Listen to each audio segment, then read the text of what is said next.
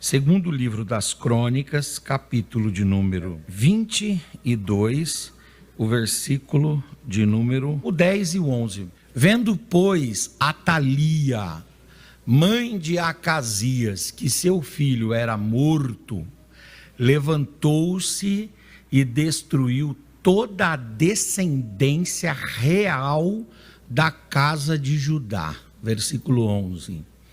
Porém, Jeozabeate, filha do rei, tomou a Joás, filho de Acasias, furtando-o dentre os filhos do rei, aos quais matavam, e o pôs a sua ama na câmara dos leitos. Assim, Jeozabeate, filha do rei Jorão, mulher do sacerdote Joiada, porque era irmã de Acasias, o escondeu de Atalia, de modo que ela não pôde matá-lo. Amém e amém. Eu tenho dado aula, irmãos, esses dias, sobre os livros, das crônicas, o primeiro e o segundo livro das crônicas. E o primeiro e o segundo livro de crônicas repetem as mesmas histórias do primeiro e segundo livro de Samuel, primeiro e segundo livro dos reis. A diferença é que o primeiro e o segundo livro das crônicas foram compostos no período pós-exílico babilônico, ou seja, por volta ali do ano 500 a.C. E estes dois livros, tanto o primeiro Crônicas quanto o segundo Crônicas, eles estão relatando os fatos depois que os fatos ocorreram. Enquanto que 1º e 2º Samuel e 1º e 2º Reis são compostos na medida que os eventos vão se passando, 1º e 2º Crônicas são compostos num período posterior. Uma outra coisa interessante é que 1º e 2º Crônicas não apenas relatam o que acontecem, mas eles também têm o cuidado de interpretar. Não é só o recontar a história, mas é o significar a história. Não é só relatar os fatos, mas apresentar o entendimento sobre os fatos. Então, quando nós vamos perguntar qual a importância do primeiro e do segundo livro das crônicas, é porque eles repetem as mesmas histórias, mas sempre a partir já de uma interpretação, a partir de uma definição, a partir de uma significação. Então, quando o cronista vai falar sobre a linhagem de Judá, ele repete aquilo que está em 2º Reis, falando sobre a sucessão do trono e como que essa sucessão aconteceu. E quando ele vai falar sobre Joás, um dos reis da monarquia judaica sulista, porque Joás foi rei de Judá, quer dizer, do sul de Israel, o cronista vai dizer uma coisa muito interessante que é omitida lá no primeiro e no segundo livro dos reis. Ele vai dizer que Deus guardou Joás da morte, porque Deus tinha propósito com Joás. É muito interessante esse texto.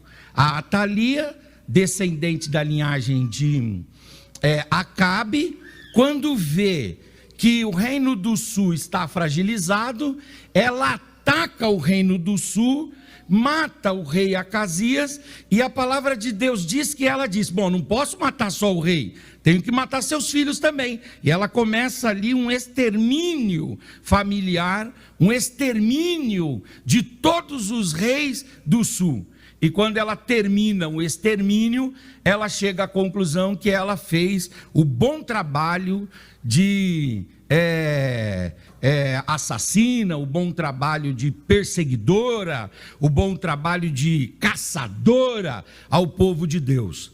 Mas mal sabia ela que dentre os filhos de Acasias, Deus havia usado uma menina, uma moça anônima até então, para olhar para um garoto, esse garoto de 7 anos, e esconder esse garoto.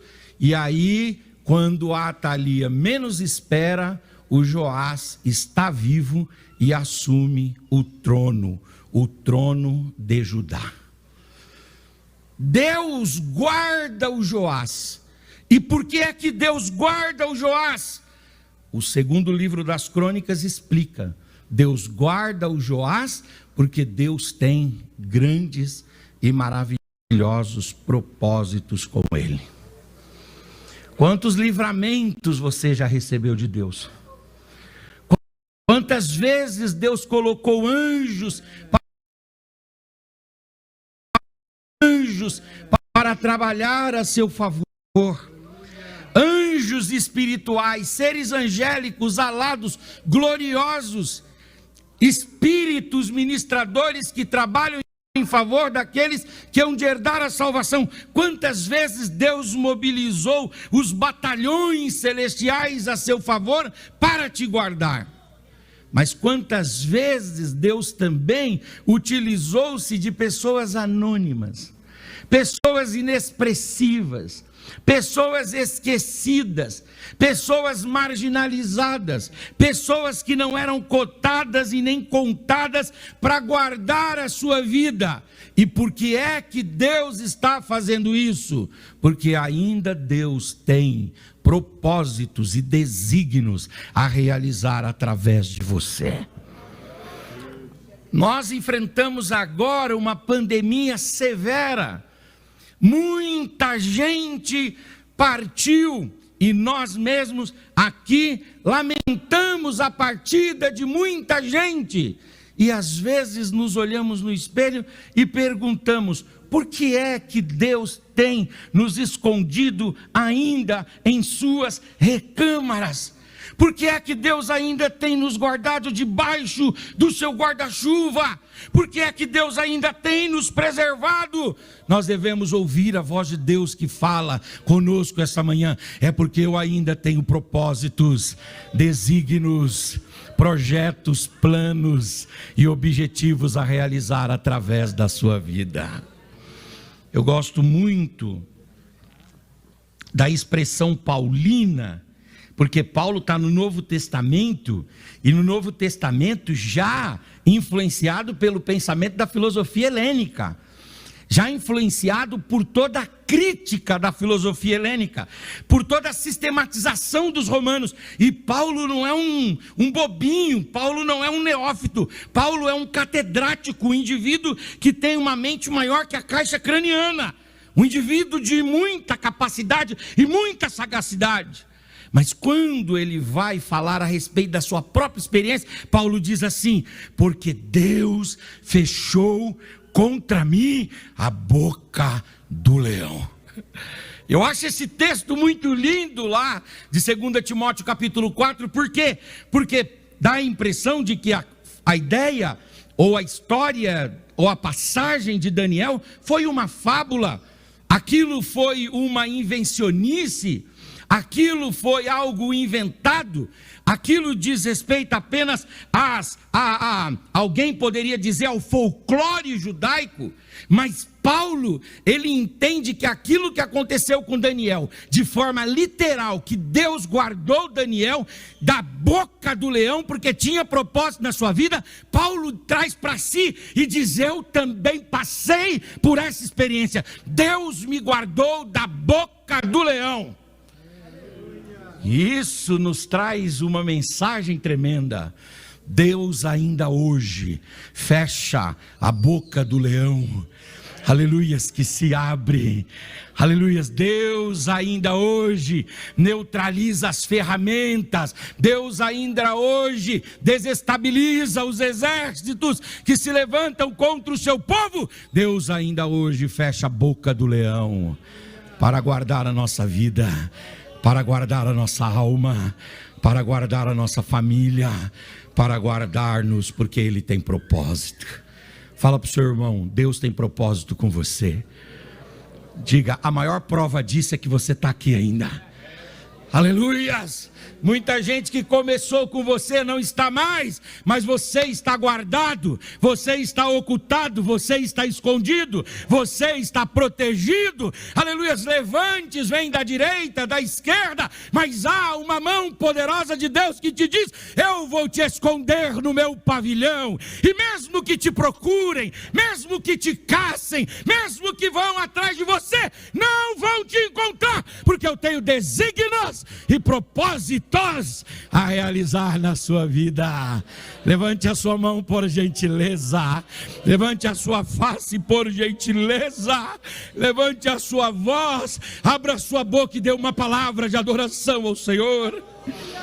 Ore cantore manai choremahai, ere cantore manarahai. Um dia, pastor Moacir, eu estava ali naquela padaria Policarpo.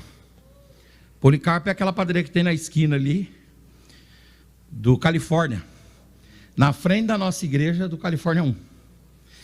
Eu era garoto, era 10 horas da noite, e eu tinha vindo na casa do meu irmão jantar com ele, que meu irmão morava descendo a rua da Policarpo, entrando à esquerda de uma casinha do lado direito, assim, na Rua da Feira. Eu tinha vindo da Barra Funda, desci no centro, peguei o ônibus, 10 horas da noite, estava voltando. Quando a gente passa assim pela parede da padaria, eu e meu irmão tinha ido me levar no ponto, a gente passa na parede da padaria assim, do lado de fora, entrando para a padaria, passa um cara na nossa frente e diz assim, para o cara que vinha atrás de nós, diz assim: você falou que ia me pegar, eu disse para você que ia te pegar primeiro. Sacou o revólver, a gente saiu correndo, e o cara saiu correndo na nossa direção. A gente correu e ele correu atrás, e o indivíduo veio atirando. Ele morreu, depois a gente viu, com vários tiros. Eu e meu irmão aqui, e ele aqui, e o camarada que vinha atirando nele aqui. Ele caiu, e a gente continuou preservado, correu, foi lá para baixo. O rapaz terminou de executar o outro ali. Foi uma coisa lamentável, mas naquele dia Deus me escondeu no seu pavilhão. Quantos livramentos Deus já deu para você? Quantas bocas de leões já se abriram, mas Deus falou: esse daqui eu vou esconder, esse daqui eu vou guardar, esse daqui eu vou proteger, porque eu tenho propósitos maravilhosos. Eu era criança e eu tive meningite. E a meningite, dizem que se não mata, aleja. Já ouviram essa máxima? E eu fiquei com meningite muitos dias. Eu me lembro que foi o período assim que eu não comi. Ou só esse período também, nunca mais teve outro. Eu não comia nada. Aliás, eu até comia, André, mas voltava. E eu fui ali quase à morte. Me desenganaram. E o meu pai me pegou. A gente critica, teologicamente eu também critico a Igreja Universal do Reino de Deus, não a igreja em si. Nós criticamos alguns ensinamentos teológicos neopentecostais. É isso, é preciso sempre fazer uma separação e entendimento do que estamos criticando. Mas lá tem homens de Deus lá, tem servos de Deus, tem mulheres de Deus lá. Meu pai, desesperado, me pegou do hospital, colocou dentro da Kombi que ele tinha e me levou lá na Universal, lá do centro de Itapevi, que depois construíram aquela sede muito bonita que tem ali no centro de Itapevi. E ele entrou desesperado lá, eu estava, e aí não abri o olho e tal, e aí ele falou assim: ó, o médico disse que era para levar para casa, para a gente curtir ele um pouquinho, porque meningite, quando mata, aleja. O que o senhor me disse?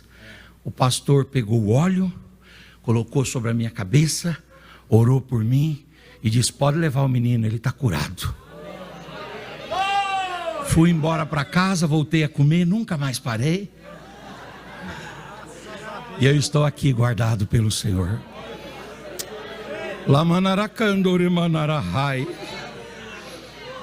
Fala para o seu irmão: Deus tem escondido você. Diga: Deus tem escondido você. Diga: mesmo que os seus inimigos te caçem, eles não vão encontrar, porque Deus tem ocultado você, Deus tem guardado você, Deus tem protegido você. Aleluias! Aleluias! Aleluias, aleluias, aleluias, aleluias, aleluias.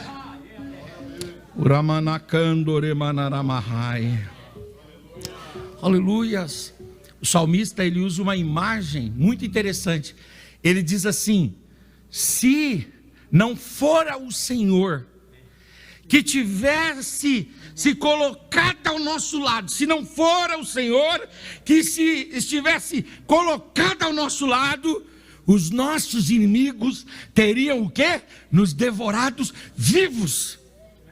Tem gente que não respeita o nosso sentimento, tem gente que não respeita a nossa opinião, tem gente que não respeita o nosso trabalho, tem gente que, se pudesse, nos incineraria vivos, nos desintegraria vivos.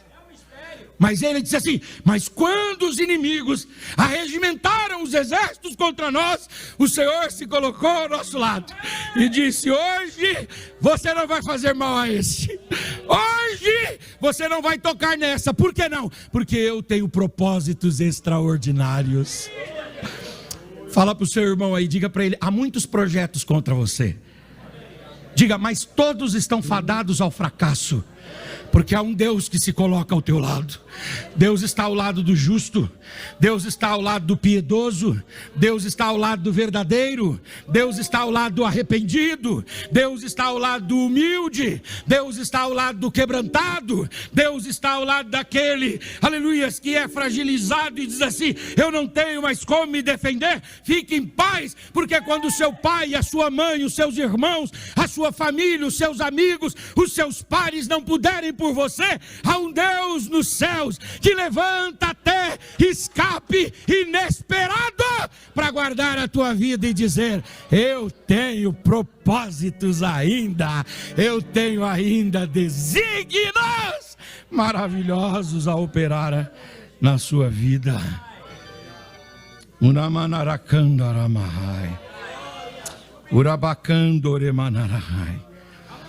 Por favor, olha o que diz segundo Crônicas 24, 2. 24:1. 24:1. Tinha Joás 7 anos de idade quando começou a reinar, e 40 anos reinou em Jerusalém, e era o nome da sua mãe Zíbia de Berseba. Deus falou: a Atalia estava num ódio, a Atalia estava perseguindo, a Atalia representa o Acabe, representa Jezabel, representa o reino do norte, caído, idólatra, representa aqueles que querem se impor pela força. A Atalia representa aqueles que são furtivos.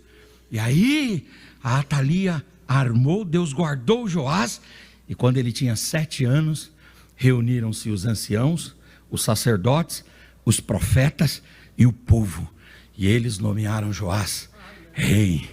E quando ele assumiu o trono, ele foi guiado, aleluias, guiado por sua mãe, guiado por sua família, por alguns representantes da sua família, mas sobretudo pelo sacerdote Joiada.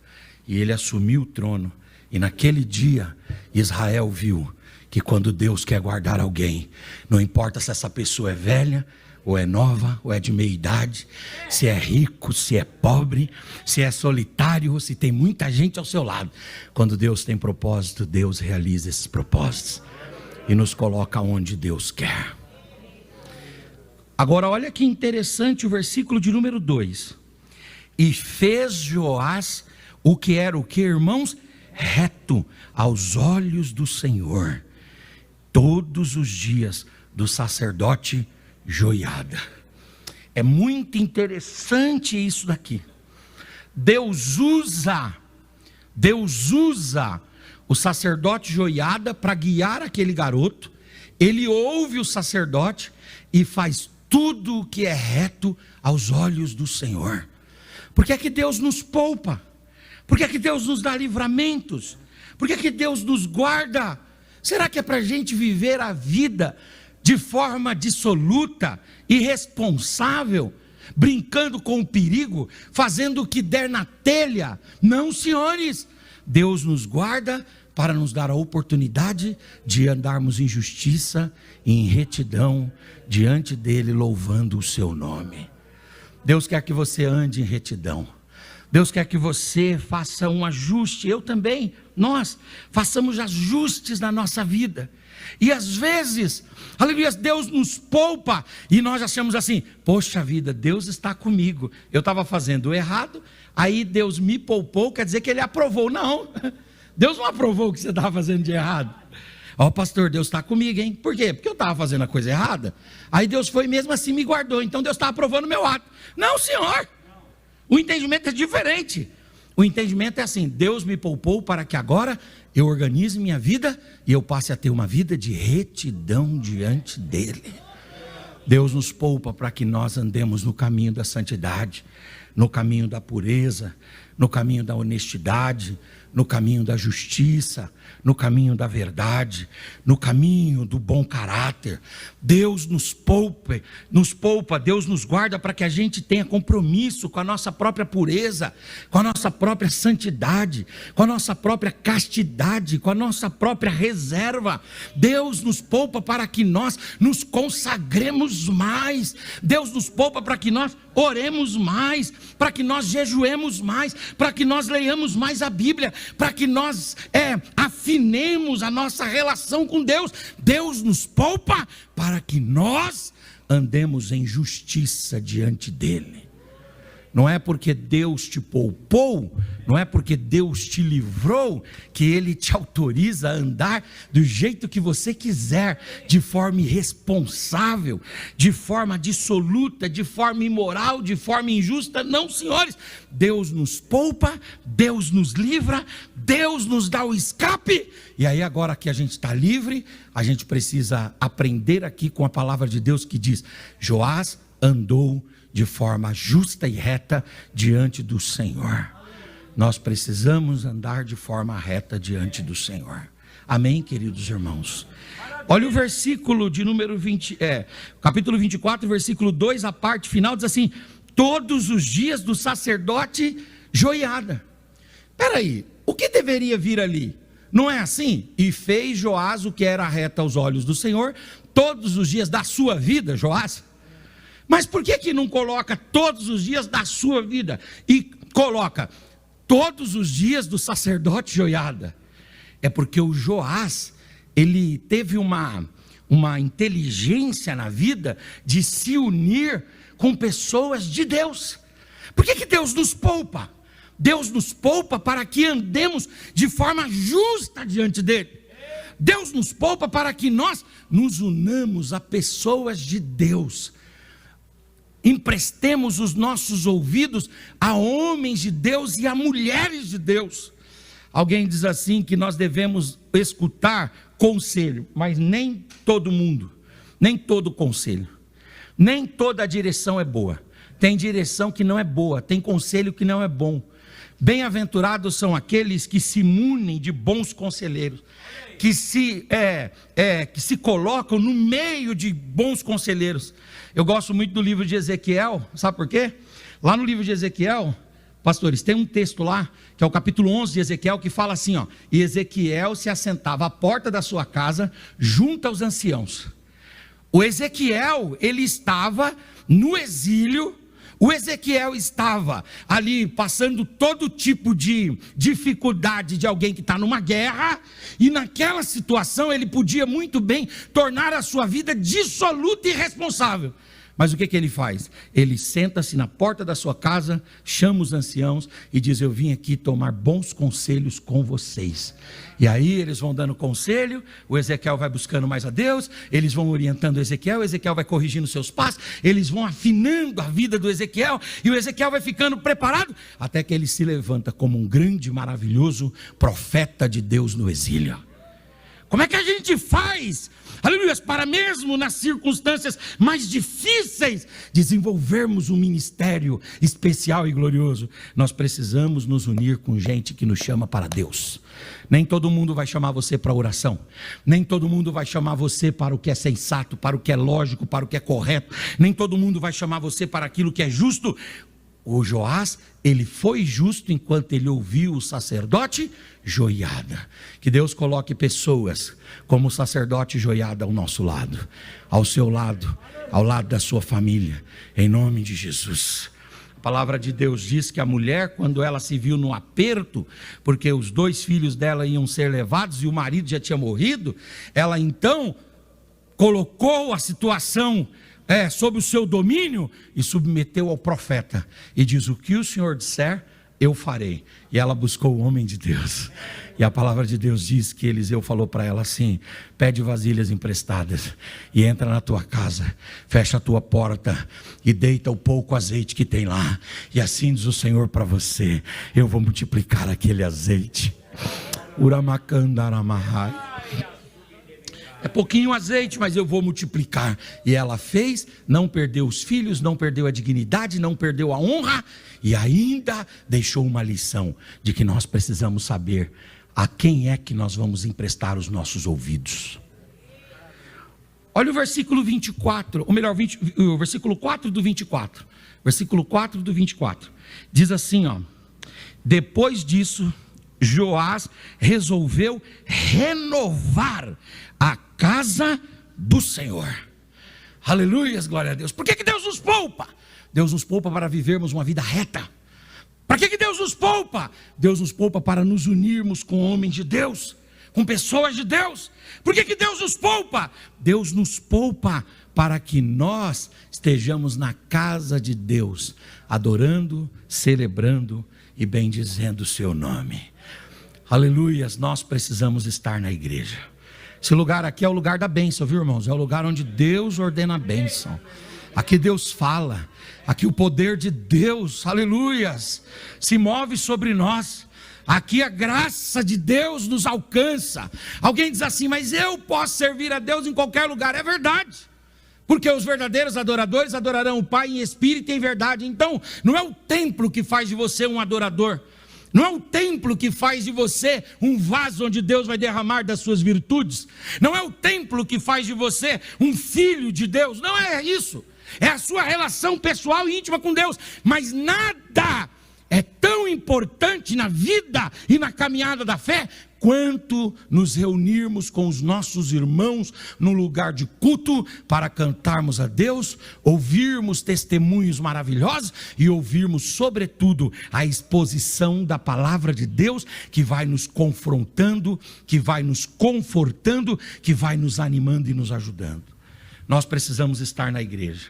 Alguém diz assim: eu posso servir a Deus em qualquer lugar. É verdade, mas você tem que lembrar que um dos sintomas do avivamento é as pessoas se reunirem na igreja. Agora nós estamos presenciando o que está acontecendo lá em Augsburg, não é isso? Nos Estados Unidos, né? E uma coisa que está acontecendo lá é o quê? As pessoas estão vindo de longe para a igreja lá, o local da igreja lá, a capela. Não é assim? A palavra de Deus diz que quando a glória de Deus descia no tabernáculo, quem estava fora desejava entrar. Aleluia. Quando a glória de Deus desceu no templo de Salomão, quem estava fora queria entrar no templo. Por quê? Porque é aqui que o Senhor ordena a bênção, a vida, a paz, a direção e a orientação para sempre. Nós precisamos estar na igreja que eu digo é aqui, nesse local, juntos, cultuando a Deus, servindo a Deus. Esses dias eu vi um irmão, e eu reparo muito, a rede social denuncia muita gente, né? Denuncia muito a gente, eu estou falando, estou me incluindo, nos denuncia, né? E aí eu estava vendo o irmão, ele primeiro começou a parar de vir, aí daqui a pouco parou de vir, Aí depois mudou um pouco as vestimentas dele. Depois já começou a colocar piercing, tatuagem. E agora eu vejo os status dele, eu vejo a rede social dele, ele divulga só o quê? Só balada à noite.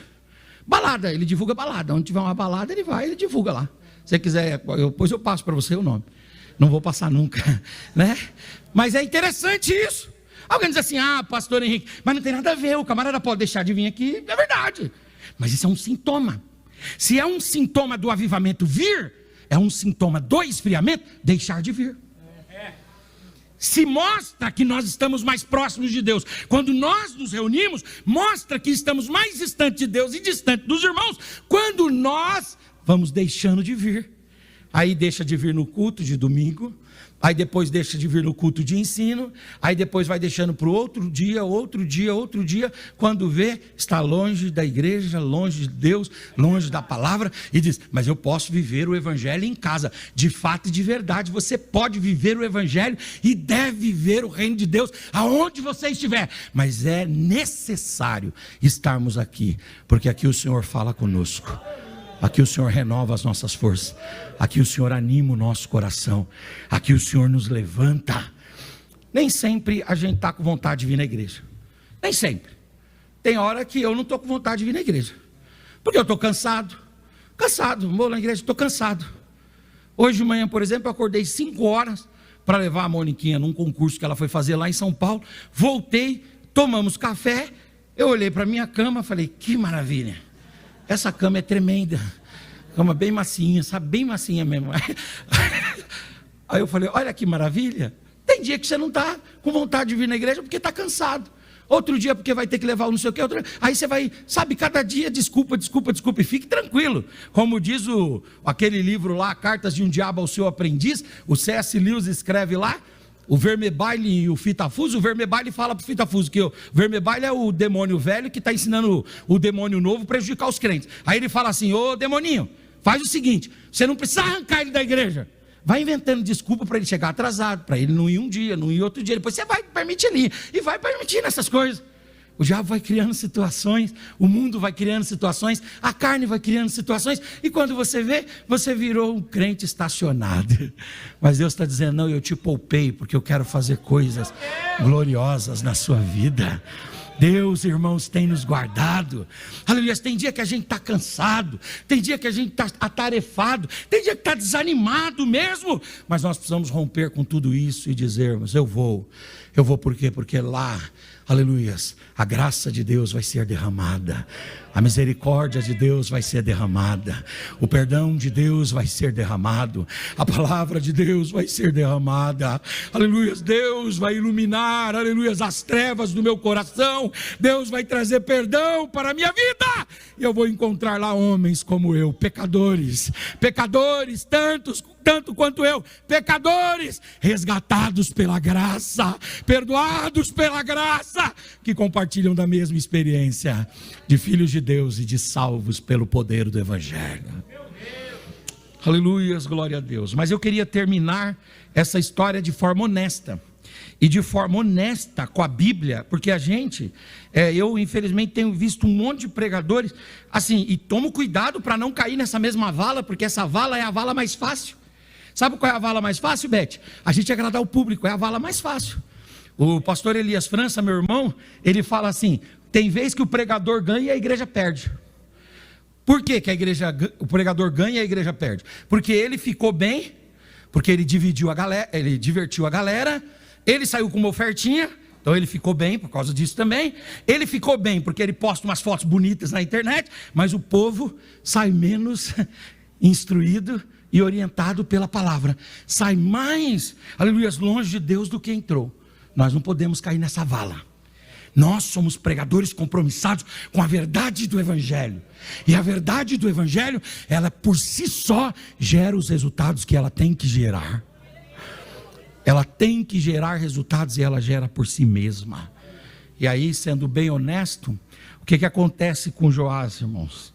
O texto diz, por favor, o texto da palavra de Deus diz assim, versículo 22 do capítulo 24, por favor. Assim o rei Joás não se lembrou da beneficência de Joiada, pai de Zacarias, que lhe fizera. Porém fez o que, irmãos? Matou-lhe o filho, o qual morrendo disse: o Senhor está vendo, e o Senhor requererá. Olha que história. Olha como o homem é, como o ser humano é. Deus poupou Joás. Deus enviou uma anônima para proteger ele. Ele, aleluias, num primeiro momento, começou a fazer o que era reto. Depois ele se uniu com Joiada, edificou a casa de Deus, promoveu um grande avivamento. Quando aquele avivamento estava tomando conta de Israel ou de Judá, quando o nome dele havia crescido, quando o status dele havia atingido níveis gloriosos, aí a síndrome de Lúcifer tomou conta dele. Que síndrome é essa? É a síndrome do orgulho, é a síndrome da vaidade, é a síndrome da autossuficiência, da independência, da arrogância, da prepotência. No Salmo 138 diz assim: Deus resiste aos soberbos. Se tem uma coisa que Deus resiste, é o soberbo. Quando o indivíduo começa a querer desprezar os outros, macular a vida dos outros, começa a desrespeitar os outros e começa, acima de tudo, ser ingrato. Porque vejam que quem salvou ele foi exatamente a filha do Joiada. Foi exatamente a filha do Joiada. E aí o que ele faz? Ele mata o irmão dela. Ele agiu de forma ingrata, de forma injusta, tudo em nome da arrogância. Qual foi o resultado disso? O resultado que no final da vida de Joás, ele invalidou tudo aquilo de bom que Deus havia lhe feito. Que o Senhor nos guarde, em nome de Jesus. Não é porque a gente está pulando aqui, não é porque a gente está bravejando, não é porque falando e tal, que nós estamos garantidos. A vida cristã e o relacionamento com Deus é diário. Todos os dias a gente precisa vigiar. Todos os dias a gente precisa dizer não para o pecado. Todos os dias a gente precisa ter uma vida de integridade e de justiça. Deus te guardou para propósitos extraordinários. Fala para o seu irmão: Deus protegeu você, porque Ele tem uma história linda. Diga: não deixa nada estragar isso, nada atrapalhar isso. Aleluias. Se nós tivéssemos aqui que definir uma coisa assim, por exemplo, a Atalia veio contra ele, Deus retirou. Vieram lá, o exército de Israel veio contra ele, Deus libertou ele. A infantilidade, ou a infância dele, melhor dizendo, não foi um problema para ele, porque ele se uniu a pessoas que orientaram ele, foi tudo bem para ele. Tudo deu certo. Mas no final da vida, ele perdeu a batalha para o maior inimigo do homem, que é ele mesmo. Fala para o seu irmão: Deus vai te dar muitas vitórias. Diga: só toma cuidado com você mesmo. Só toma cuidado com você mesmo. Só toma cuidado com o próprio orgulho, com o ego. Só toma cuidado com a própria vaidade. Só toma cuidado com o que você faz com as bênçãos que Deus tem derramado sobre a tua vida. Que o Espírito de Deus fale ao nosso coração em nome de Jesus. Obrigado.